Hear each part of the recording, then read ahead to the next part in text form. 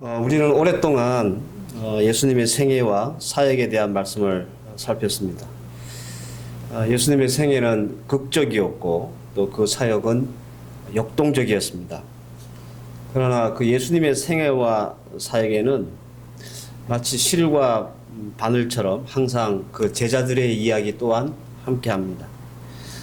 우리가 주일학교 수준이긴 한데 예수님의 제자가 총 12명이었다는 것은 아실 거고, 혹시 몇 명까지 여러분들이 다 그 이름들을 좀 외우고 계신지 모르겠습니다.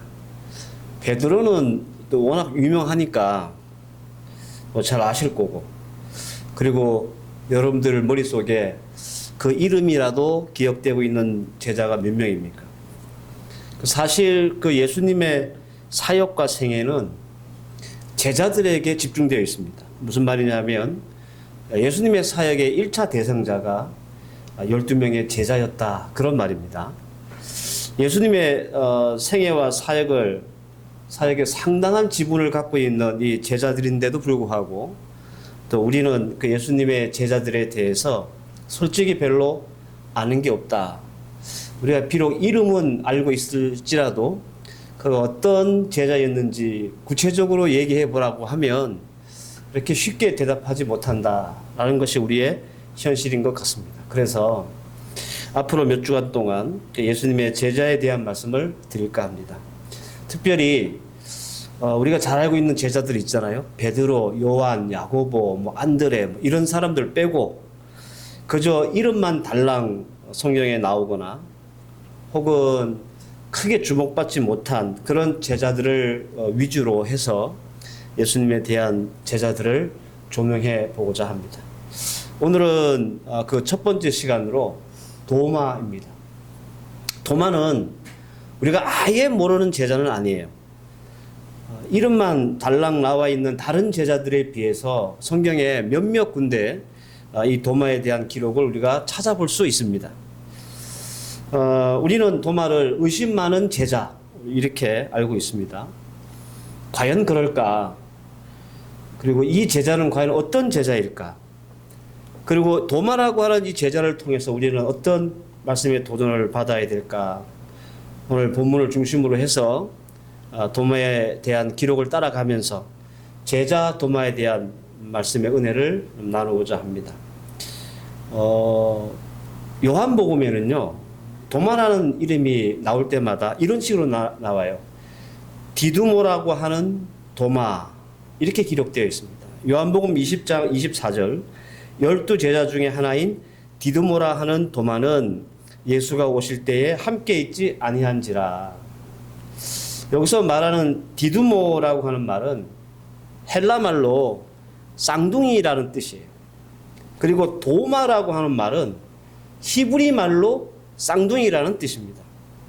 그래서 어떤 학자들은 이 도마라고 하는 이 이름이 사람 이름이 아니다, 즉 고유명사가 아니다, 쌍둥이라고 하는 보통 명사다, 이렇게 주장하기도 합니다. 예를 들어서 우리가 희수, 해수가 쌍둥이잖아요. 그래서 우리가 걔네들을 이름을 부를 수도 있지만 어이 쌍둥이 이렇게 부르는 것처럼 12명의 제자 중에 쌍둥이였던 이 도마를 그렇게 부르지 않았을까, 그렇게 추측한다라는 겁니다. 도마가 의심이 많은 제자라는 꼬리표가 붙은 이유가 예수님의 몸과 손을 직접 만져봐야 부활을 믿겠다라고 했기 때문입니다. 예수님이 부활하셨던 예수님이 부활하셔서 제자들 앞에 딱 나타나셨을 때 하필이면 도마가 그 자리에 없었습니다. 그리고 8일이 지나서 예수님은 다시 나타나셨고 도마에게 손가락으로 자신이 부활하신 몸을 확인시켜 주셨습니다. 그러면서 예수님은 도마에게 믿음 없는 자가 되지 말고 믿는 자가 되어라 라고 말씀하셨습니다. 더 나아가서 보고 믿는 것보다 보지 않고 믿는 것이 훨씬 복되다, 이런 말씀도 도마에게 하셨습니다. 복음서에서 제자 도마는 대략 3번의 기록을 남깁니다. 우리는 이 기록을 통해서 도마에 대해서 좀 더 자세히 알아볼 수 있는데요. 그 첫 번째 기록이 요한복음 11장 16절입니다. 요한복음 11장 16절에 디두모라 하는 도마가 다른 제자들에게 말하되 우리도 주와 함께 죽으러 가자 하더라 라는 말씀이 있습니다. 이 말씀은 어떤 맥락에서 이런 말씀이 나오는지 우리가 알아야 하는데요. 요한복음 10장에 보면 예수님이 복음을 전하면서 예수님 자신이 하나님이라고 얘기한 적이 있습니다. 예루살렘에 있는 유다인들이 그 소리를 듣고 신선 모독이다 이렇게 예수님을 몰아붙이고 돌로 이렇게 쳐 죽이려고 했던 사건이 있었습니다. 그래서 예수님과 제자들은 급하게 이제 도망을 나와서 유다 광야에 피신해 있었습니다. 그때 예루살렘에서 비보가 전해졌어요. 어떤 소식이냐면 나사로가 중병이 걸려가지고 곧 죽을 것 같다라고 하는 소식이 이제 들려오게 된 겁니다. 예수님이 다시 예루살렘으로 갈 수밖에 없는 상황이, 긴급한 상황이 만들어진 거예요. 당연히 예수님은 이제 예루살렘으로 가셔야 하겠다고 말씀을 했고, 제자들은 펄쩍펄쩍 뛰는 거죠. 왜? 요한복음 11장 8절을 보면 제자들이 말하되 라삐요 방금도 유대인들이 돌로 치려 하였는데 또 그리로 가려 하시나이까. 그러니까 제자들이 예수님을 말리는 이유가 너무 분명한 거예요. 금방도 지금 돌에 맞아 죽을 것 같아서 도망쳐 나왔는데 다시 예루살렘으로 우리가 들어간다면 이제는 정말 이게 돌 맞아 죽을 판인 거예요. 제자들이 예수님을 막아서고 반대하는 이유가 너무 당연할지도 모르겠습니다. 그럼에도 불구하고 예수님이 고집을 피우고 자꾸 이 예루살렘으로 가자고 하니까 제자 도마가 얘기한 거예요. 자, 그러면 우리도 주와 함께 가서 죽으러 가자. 여러분들, 이 도마의 말이 예수님의 뜻을 존중하거나 예수님을 신뢰하는 말이라고 여러분들 생각하십니까? 뉘앙스가 절대로 그런 뉘앙스가 아닙니다. 이거 어떤 식이냐면 이런 투예요. 그래, 가서 우리도 죽자. 어쩌겠노? 뭐 우리 스승이 간다는데 우리가 힘이 있나? 예수님이 까라면 까야지. 뭐 그런 뉘앙스로 도마가 얘기했다라는 겁니다. 여러분들, 요한복음 11장의 도마의 반응을 꼭 기억해 두시기를 바랍니다. 그리고 또 도마가 나오는 기록이 있습니다. 요한복음 14장 5절입니다. 도마가 이르되 주여 주께서 어디로 가시는지 우리가 알지 못하거늘 그 길을 어찌 알겠사옵나이까 라는 말씀이 있습니다. 이 말씀도 약간의 맥락이 좀 필요해요. 어떤 맥락이냐면 요한복음 14장 1절에서 4절 말씀 굉장히 중요한 말씀인데 예수님이 갑자기 밑도 끝도 없이 이런 말씀을 하십니다. 너희는 마음에 근심하지 말라. 하나님을 믿으니 또 나를 믿으라. 내 아버지 집에 거할 것이 많도다. 그렇지 아니하면 너희에게 일렀으리라. 내가 너희를 위하여 거처를 예비하면 내가 다시 와서 너희를 내게로 영접하여 나 있는 곳에 너희도 있게 하리라. 내가 어디로 가는지 그 길을 너희가 아느니라 라는 말씀이 있습니다. 우리는 여러분들 이 말씀이 무슨 뜻인지 알아요. 그러나 당시 이 말씀을 듣고 있던 제자들은 너무 뜬금없는 말씀인 거예요. 앞뒤 맥락도 없고 이 말씀이 의미하는 바가 뭔지도 이렇게 추측이 안 되는 그런 말씀인 거예요. 그래서 도마가 답을 하는 거예요. 예수님이 어디로 가는지 우리가 어떻게 압니까? 도마의 이 말에 예수님은 아주 유명한 말씀을 남기시는데 요한복음 14장 6절 내가 곧 길이요 진리요 생명이니 나로 말미암지 않고는 아버지께로 올 자가 없느니라 이렇게 말씀합니다. 이 말씀 또한 기억해 두시길 바랍니다. 이게 이제 도마에 대한 두 번째 기록입니다. 그리고 마지막 기록이 오늘 본문입니다. 다른 제자들은 다 부활하신 예수를 봤는데 정작 도마는 그 예수를 보지 못했습니다. 그래서 어떻게 해요? 내가 내 손으로 직접 그 예수의 부활하신 몸을 만져봐야 내가 그때서야 믿겠다라는 것이 오늘 본문의 내용이거든요.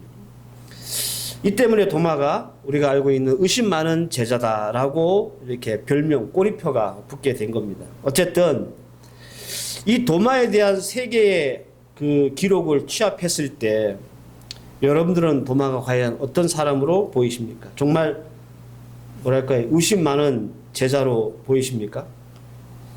근데 아이러니한 것은 정작 예수님은 도마에 대해서 단 한 번도 의심이 많다, 의심 많은 제자다 이렇게 얘기한 적이 없다는 거예요.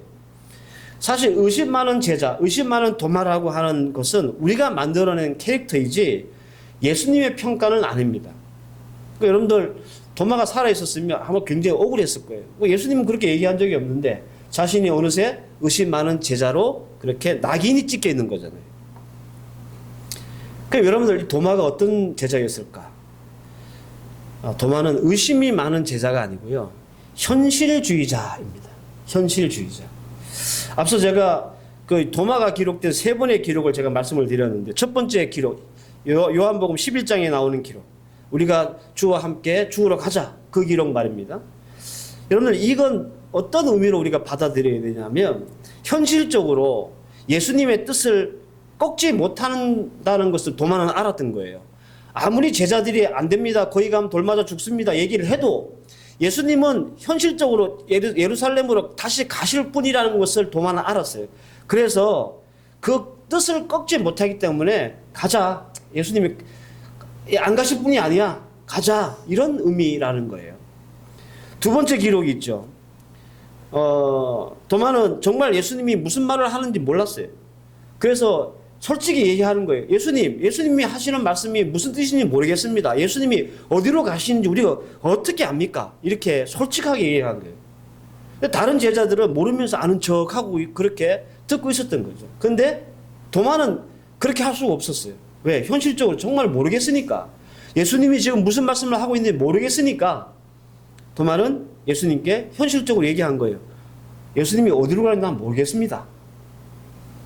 마지막 오늘 20장에 나오는 부활의 소식을 듣고 믿지 못했던 도마를 보십시오. 죽은 자가 살아난다는 것이 현실적이지 않잖아요. 그죠? 그러면 이것이 가장 현실적이려면 어떻게 해야 돼? 내가 직접 눈으로 봐야 되는 거예요. 내가 확인을 해야 되는 거예요. 그러니까 여러분들 우리가 이 도마에 대한 세 가지의 기록을 종합해 보면 도마는 의심 많은 제자가 아니라 현실주의자라는 뜻입니다. 그런데 여러분 사실 우리 예수 믿는 성도들 대부분이 다 현실주의자입니다. 그래서 도마는 바로 우리의 모습을 비춰주고 있는 그런 제자일지도 모릅니다. 우리가 아무리 훌륭한 신념이나 이념, 주의나 사상 뭐 이런 것이 있다 할지라도 현실이라고 하는 딱 그 벽에 막혀서 위축되거나 혹은 의미가 사라질 때가 있잖아요. 특별히 우리의 신앙과 믿음도 마찬가지입니다. 큰 신앙과 믿음을 가지고 있다 할지라도 현실이라고 하는 벽에 딱 부딪혔을 때, 막혔을 때 그럴 때가 우리에게 있지 않습니까? 바로 이 지점에서 우리가 딜레마가 발생을 하는 거예요. 그래서 예수님도 현실주의자였던 도마를 막 뭐 의심이 많다, 믿음이 없다 이렇게 야단치거나 책망하지 않고 도전하신 겁니다. 요한복음 20장 27절 말씀처럼 그리하여 믿음 없는 자가 되지 말고 믿음 있는 자가 되어라. 20장 29절 말씀에 여호와께서 이르시되 예수께서 이르시되 너는 나를 보고 본고로 믿느냐 보지 못하고 믿는 자가 복되도다. 이것은 도마에게 하신 말씀이 아니라 현실의 벽에 막혀 믿음의 경지에 들어서지 못하는 저와 우리 모두에게 하시는 도전의 말씀이다라는 겁니다. 막스 베버라는 사람이 이런 말을 한 적이 있습니다. 신앙이라는 것은 카리스마와 일상 사이에 있는 긴장이다. 이런 말씀을 한 적이 있습니다. 이게 뭔 말이냐면 카리스마, 은사 혹은 은혜라고 뜻이거든요. 굉장히 어려운 말 같지만 이해하면 참 쉬워요. 우리의 삶에는 카리스마의 영역이 있다는 거예요. 이게 이제 신앙의 영역, 신적인 영역입니다. 그리고 일상의 영역이라는 게 있다는 거예요. 그런데 이 두 영역의 중간 어디쯤이 바로 우리의 신앙의 자리다. 바로 그런 뜻이에요. 예를 하나 들어보면 이제 수능 시험이 코앞에 있는 입시생이 있다고 생각해 봅시다. 주일인데 교회를 가야 될 것인가, 학원을 가야 될 것인가. 그죠? 교회 예배라고 하는 신적 영역이 있고 공부해야 되는 학원이라고 하는 이 일상의 영역이 있단 말이에요. 이 영역 사이의 긴장, 그 어디쯤이 우리의 신앙이라는 거예요. 머리는 뻔하죠. 생각도 있습니다. 그럼에도 불구하고 우리가 믿음의 걸음을 뗄 수 없는 이유는 바로 현실의 벽에 막혀있기 때문에 그렇습니다. 어떻게 해야 될까요? 예수님의 말씀에 답이 있습니다. 믿음의 실체는 보지 않고 믿는 거라는 거죠. 네가 나를 본 거로 믿느냐? 보지 못하고 믿는 것이 복되도다. 여러분들, 내가 보고 난 후에 믿는 것은 그것은 이미 믿음으로서의 가치를 상실하는 거예요. 그건 믿음이 아니에요. 그래서 예수 믿는 성도는 두 가지 얼굴을 가지고 있어야 되는 거예요. 첫 번째 어떤 얼굴이냐면 철저한 현실주의자의 얼굴이 있어야 되는 거예요. 그리고 또 어떤 얼굴을 가져야 하냐면 보지 않고 믿는 자의 얼굴도 가져야 하는 거예요. 이 둘의 팽팽한 긴장이 있어야 온전한 신앙인이다라고 말씀할 수 있는 겁니다. 앞서 제가 예를 드렸던 그 예를 잠깐 돌아가 보면 수능을 치러야 될 수험생이 있는데 주일이 되었어요. 그래서 만약에 주일인데 예배 안 드리고 학원에 간다. 왜? 공부가 급하니까. 더 보충을 해야 되니까. 현실주의자죠. 또 반면에 이런 것도 있잖아요. 공부도 중요하지만 기도하면 하나님이 수능 문제를 나한테 보여주시겠지. 그죠? 이거 여러분들 광신자입니다. 여러분들 우리가 성도가 현실주의자라는 건 죄가 아니에요. 이게 잘못된 게 아닌 거예요. 우리가 지금 이 생에서 살고 있으면서 현실주의자가 아니다, 이상주의자다, 그건 또라이입니다. 예수 믿는 사람들은요, 현실주의자, 맞아요.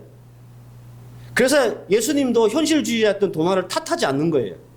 다만, 현실의 벽에만 갇혀 있다면 그 믿음의 진가를 볼 수 없기 때문에 보지 않고 믿는 것이 더 복되다라고 말씀을 예수님이 하신 겁니다.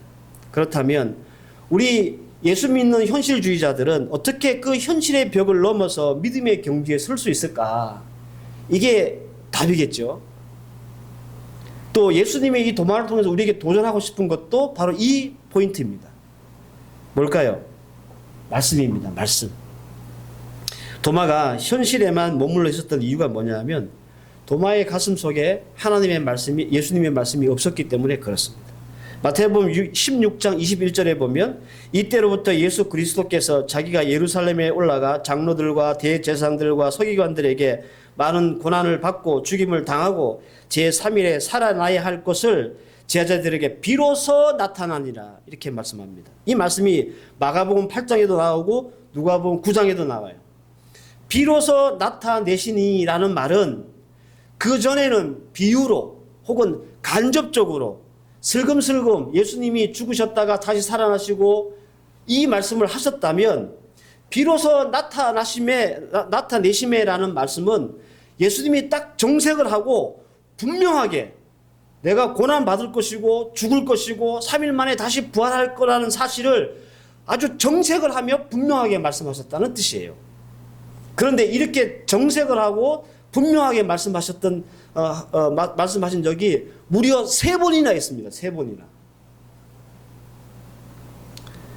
도마가 현실주의자라고 하는 늪에서 빠져나오지 못했던 이유가 뭐냐 하면 이렇게 예수님이 3번이나 정색을 하면서 그의 고난과 죽음과 부활에 대해서 말씀하셨던 그 말씀이 도마의 속에 없었기 때문에 그 현실에 갇혀가지고 믿음의 경지에 설 수 없었다는 거예요. 사랑하는 성도 여러분, 우리도 마찬가지입니다. 우리가 현실주의자로서 믿는 자가 되려면 우리 속에 뭐가 있어야 돼요? 예수님의 말씀이 있어야 돼요. 도마 속에 3번이나 하셨던 이 예수님의 말씀이 있었다면 직접 봐야 내가 만져봐야 내가 예수님의 살아계신 부활하심을 믿겠다라고 말하지 않았을 겁니다. 우리는 지독한 현실주의자여야 합니다. 동시에 보지 않고도 믿는 자가 되어야 합니다. 이 모든 것을 충족할 수 있는 유일한 방법이 뭐냐? 그것은 예수 그리스도의 말씀입니다. 현실은 죽은 자는 절대로 살아날 수 없지만 예수님이 말씀하셨잖아요. 부활할 거라고. 그것이 이 도마의 마음속에 있었다면 믿는 자가 될 수 있었다라는 뜻입니다. 그래야 현실주의자로서의 믿는 자들이 믿음의 경지에 온전히 올라설 수 있다라는 겁니다. 사랑하는 성도 여러분, 오늘 제가 전해드린 이 말씀 잘 이해하셨으리라 믿습니다. 우리 예수 믿는 사람들은요, 현실도 포기해서는 안 돼요. 그리고 더 나아가서 믿음도 포기해서는 안 됩니다. 현실을 포기하면 광신자가 되고요. 그리고 믿음을 포기하면 세상 사람이 되기 때문에 그래요. 그래서 우리는 이 중간에 팽팽한 긴장감을 가지고 우리의 신앙이 어느 자리를 어느 자리에 서 있어야 현실주의자도 되면서 믿음의 체험도 할 수 있는 거예요. 그러려면 우리 속에 예수 그리스도의 말씀이 있어야 합니다. 사랑하는 성도 여러분, 현실의 땅에서 말씀이라고 하는 디딤돌을 밟고 서야 비로소 믿음의 경지에 설 수 있다는 것 꼭 기억하시고, 저와 여러분들이 일주일 동안 또 이번 한 주간 동안 하나님의 말씀 붙잡고 우리가 현실 속에서 살아가면서 그냥 현실의 벽에 갇혀서 세상 사람처럼 사는 것이 아니라 현실주의자이면서 보지 않고 믿을 수 있는 믿음 있는 주의 성도들로 살아갈 수 있는 저와 여러분들 되시기를 주의 이름으로 축원합니다. 기도하십시다. 하나님, 은혜를 감사합니다. 오늘도 주님께서 주신 이 말씀 잘 우리 마음속에 새기게 하옵소서. 더 많은 의심 많은 제자가 아니고 현실에 갇혀 있는 현실주의자였습니다. 왜 그가 예수의 부활을 믿지 못했을까? 그 속에 말씀이 없었기 때문에 그렇습니다. 하나님, 이 땅을 살아가는 주의 백성들이 철저하게 현실주의자이면서 동시에 보지 않고도 믿는 자가 되려면 우리 속에 예수 그리스도의 말씀이 있어야 합니다. 오늘 주신 말씀 잘 기억하고 이 말씀 붙잡고 또 이번 한 주간 선한 믿음의 싸움을 살아갈 수 있는 하나님의 종들 되게 하옵소서. 예수님의 이름으로 기도하옵나이다. 아멘.